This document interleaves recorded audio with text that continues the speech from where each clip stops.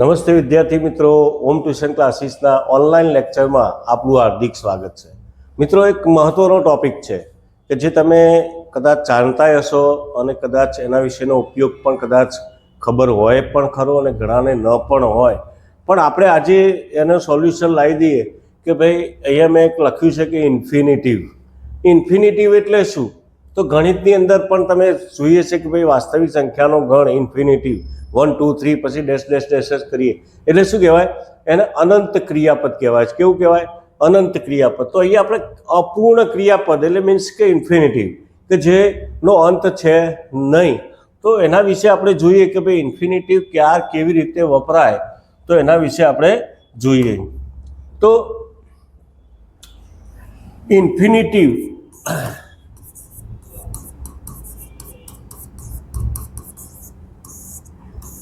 ઇન્ફિનિટિવનો મતલબ શું? તો ટુ વાળું ક્રિયાપદ.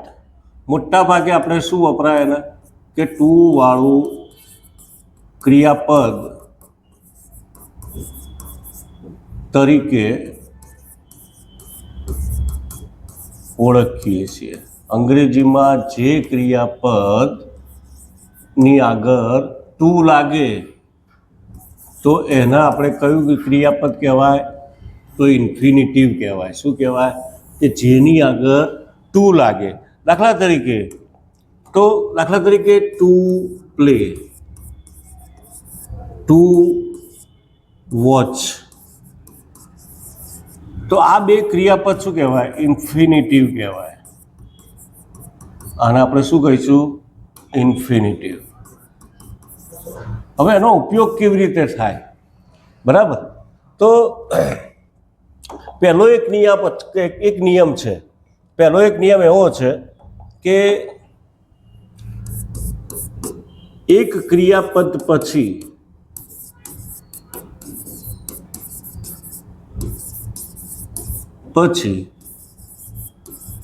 બીજું ક્રિયાપદ આવે ત્યારે બીજા ક્રિયાપદની આગળ ટુ લાગે છે. તો મિત્રો જુઓ, એક ક્રિયાપદ પછી બીજું ક્રિયાપદ આવે, એ ક્રિયાપદની તરત જ બીજું ક્રિયાપદ આવે તો એ ક્રિયાપદની આગળ કયો શબ્દ લાગે? ટુ ક્રિયાપદ લાગે છે, એટલે ટુ વાળો શબ્દ લાગે છે. એટલે ટુ થી ક્રિયાપદ બને છે. જોયું કે ભાઈ ટુ પ્લે, ટુ વોચ, બરાબર, ટુ રીડ. તો પહેલો એક નિયમ છે કે કેવા ક્રિયાપદો મોટા ભાગે વપરાતા હોય. દાખલા તરીકે એની અંદર પહેલું છે કે ભાઈ કર્તા, બરાબર. પછી એ એવા શબ્દો આપ્યા છે વોન્ટ, વોન્ટેડ, પછી લાઈક, લાઇક્ડ, વિશ, વિશ્ડ, બરાબર. અને એના પછી જે ક્રિયાપદ આવે એ મોટે ભાગે કયું ક્રિયાપદ આવે? તો ટુ વાળું રૂપ આવે છે, બરાબર. પણ કોઈક વાર આવું આવે કે ભાઈ સ્ટાર્ટેડ આપ્યું હોય, સ્ટાર્ટેડ, અને સ્ટાર્ટેડ પછી જો ક્રિયાપદ આવે તો મોટે ભાગે એ ક્રિયાપદ કેવું બને? આઈએનજી વાળું રૂપ હોય છે. દાખલા તરીકે સ્ટાર્ટેડ પ્લેઇંગ, તો અહીંયા આપણે આઈએનજી મૂકી શકાય, બરાબર. અહીંયા એક છે કે ભાઈ વોન્ટ, વોન્ટેડ, લાઇક, લાઇક્ડ, વિશ, વિશ્ડ, તો એના પછી મોટા ભાગે શું કયું ક્રિયાપદ આવે? ટુ વાળું ક્રિયાપદ આવે છે. અને પ્લસ અન્ય શબ્દો એનો આપણે ઉપયોગ કરી શકીએ. વાક્ય, દાખલા તરીકે મને ક્રિકેટ રમવું ગમે છે. જો મને ક્રિકેટ રમવું ગમે છે, તો આની અંદર મિત્રો કેટલા? બે ક્રિયાપદ છે. કેટલા ક્રિયાપદ છે? બે. એક છે ગમે છે અને બીજું છે રમવું, બરાબર. તો અમુક ક્રિયાપદ જુઓ કે પૂર્ણ ક્રિયાપદ કયું અને અપૂર્ણ ક્રિયાપદ કયું? તો ગમે છે વાત નક્કી છે ને, શું કેવું? ગમે છે વાત નક્કી છે, પણ રમીને ઊંધો વળી ગયો નહીં. બરાબર.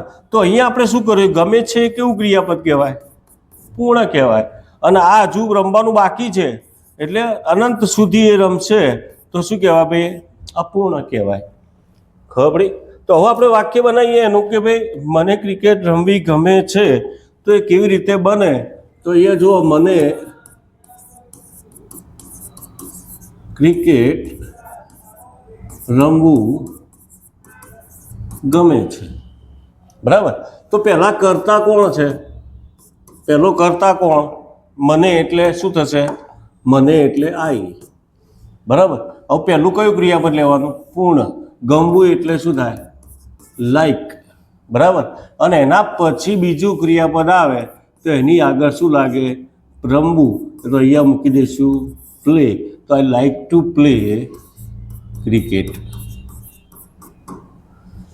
ઓકે. તો અહીંયા આપણે જે ટુ વાળું ક્રિયાપદ આવ્યું એને આપણે શું કહી શકાય, ઇન્ફિનિટિવ. શું કહી શકાય, ઇન્ફિનિટિવ. તો આ ઇન્ફિનિટિવ છે. બીજું એક વાક્ય આપણે જોઈએ કે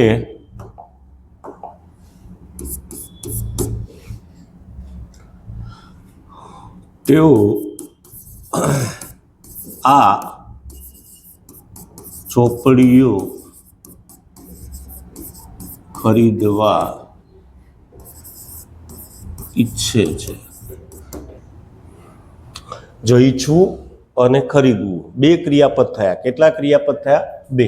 ઈચ્છે છે અને ખરીદવું. આ કયું ક્રિયાપદ થયું, પૂર્ણ થયું. આ કયું ક્રિયાપદ થયું, અપૂર્ણ થયું. હવે શરૂઆત, તેઓ કરતા છે. તેઓ એટલે શું, તો તેઓનો મતલબ શું થશે મિત્રો, ધ્યેય. તેઓનો મતલબ શું થાય, ધ્યેય. પછી ઈચ્છવું એટલે શું થશે, વોન્ટ. બરાબર. અને એના પછી બીજું ક્રિયાપદ આવ્યું તો ટુ લગાવી દો. અને ખરીદવું એટલે બાય. અને શું ભાઈ, આ ચોપડીઓ એટલે ધીઝ બુક્સ. તો શું થાય, they want to buy these books. તો પહેલો નિયમ આપણે એક શીખ્યા, કયો શીખ્યા કે ભાઈ ક્રિયાપદ પછી બીજું ક્રિયાપદ આવે ત્યારે શું કહેશે કે ભાઈ ટુ ઇન્ફિનિટિવ લાગે. હવે એક બીજો નિયમ છે. બીજો નિયમ શું છે, તો એમાં જુઓ, આવા વિશેષણ પછી, શાના પછી ભાઈ, વિશેષણની પછી ટુ વાળું ક્રિયાપદ આવે છે. હવે આની વાક્ય રચના શું, તો મિત્રો જુઓ આની વાક્ય રચના શું છે. તો પહેલા કરતા આવે, પછી ટુ બીના રૂપો કયા, એમ, ઇઝ, આર. ભૂતકાળ હોય તો મિત્રો અહીંયા શું આવે, વોઝ, વર. અને પ્લસ વિશેષણ. શું આવશે ભાઈ, વિશેષણ. અને પ્લસ એના પછી જે રૂપ આવે એ કયું આવે, ટુ વાળું રૂપ. અને પ્લસ કર્મ. કરતા પ્લસ એમિજાત પ્લસ વિશેષણ પ્લસ ટુ વાળું રૂપ. દાખલા તરીકે વાક્ય જોઈએ,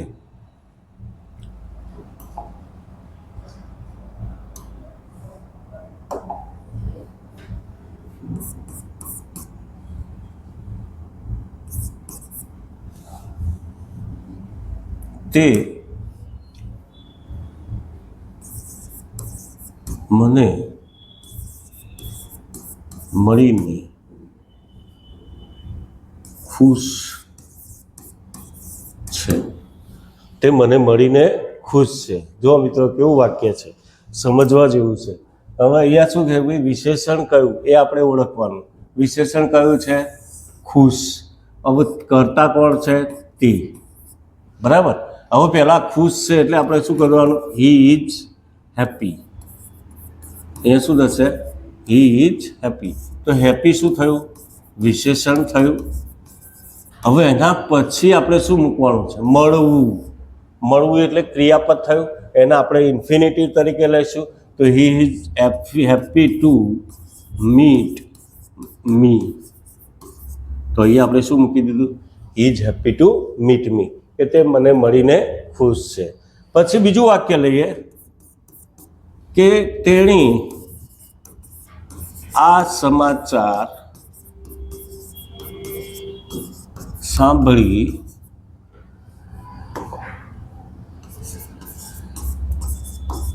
દુઃખી હતી. જો તેણી આ સમાચાર સાંભળીને શું હતી ભાઈ? દુઃખી હતી. તો અહીંયા ભૂતકાળ લીધો મેં. શાનો ઉપયોગ કરવાનો છે? આપણે વોઝ વેરનો ઉપયોગ કરવાનો છે. આનો ઉપયોગ વોઝ વેર. તો તેણી એટલે શું થશે? સી. હવે હતી એટલે આપણે શું મૂકી દઈશું? વોઝ. એટલે આપણે જોયું કે ભાઈ એમિજાર અને વોઝ વેર પછી વિશેષણ આવે અને વિશેષણ પછી શાનું રૂપ મૂકવાનું છે? ટુ વાળું રૂપ લખવાનું. તો સી વોઝ વેરી સેડ, દુઃખી હતી. બરાબર. પછી ટુ સાંભળીને એટલે શું થશે? હિયર અને ધીસ ન્યૂઝ. તો આ સમાચાર સાંભળી શું કરતી ભાઈ? એ દુઃખી હતી. અહીંયા આપણે વોઝવેરનો ઉપયોગ કર્યો, વિશેષણ સેડ લીધું અને ટુ ઇન્ફિનિટિવ કયું આવશે? Two here. ઓકે મિત્રો, આગળ જોઈએ કે કેટલાક શબ્દો છે. હવે કેટલાક શબ્દોમાં એવી વાક્ય રચના છે એની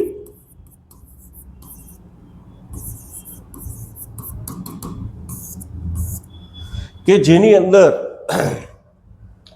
ઇન્ફિનિટી કેવી રીતે વપરાય એના વિશે જોઈએ. તો દાખલા તરીકે હેતુ દર્શક.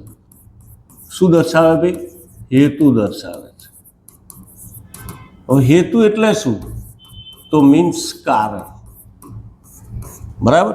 હવે એ વખતે આપણે કેવી રીતે વાક્ય બનાવીએ એના વિશે જોઈએ કે હેતુ ક્યારે, કે કોઈ પણ હેતુ હોય એ પૂરો કરવાનો જ્યારે આવે ત્યારે એની આગળ શું લાગે?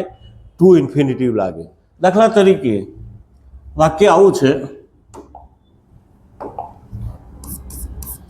કે અમે ક્રિકેટ રમવા મેદાને ગયા. તો મિત્રો આ વાક્યમાં શું છે? હેતુ શું છે? રમવાનો હેતુ છે. શું છે ભાઈ? રમવાનો હેતુ. એટલે આ ક્રિયાપદ કેવું કહેવાય? હેતુ દર્શક કહેવાય. શું કહેવાય? હેતુ દર્શક. અને હેતુ દર્શક આવે તો એ વાક્ય, એ ક્રિયાપદ કેવું બનશે? ટુ વાળું રૂપ બનશે. દાખલા તરીકે વાક્ય જોઈએ. હવે એને આપણે ઇંગ્લિશમાં ટ્રાન્સલેટ કરીએ. અમે કરતા છે તો એને આપણે શું કરી દઈશું? અમે એટલે વી. બરાબર. હવે ક્રિયાપદ લેવાનું. કયું ક્રિયાપદ છે? ગયા. ગયા એટલે શું થશે? ભૂતકાળ. તો વી વેન્ટ ટુ. ક્યાં ગયા? તો ground. Went to playground. શું થશે? Playground. તો we went to playground. હવે આપણે શું મૂકવાનું છે? હેતુ. સર કયો હેતુ છે? રમવાનો. તો અહીંયા આપણે લખી દઈશું શું ભાઈ? To play. શું રમવાનું છે? ક્રિકેટ. તો ટુ પ્લે ક્રિકેટ. તો આ શું થયું? ઇન્ફિનિટિવ થયું. બરાબર છે. તો મિત્રો બીજું એક વાક્ય જોઈએ કે ભાઈ તેણી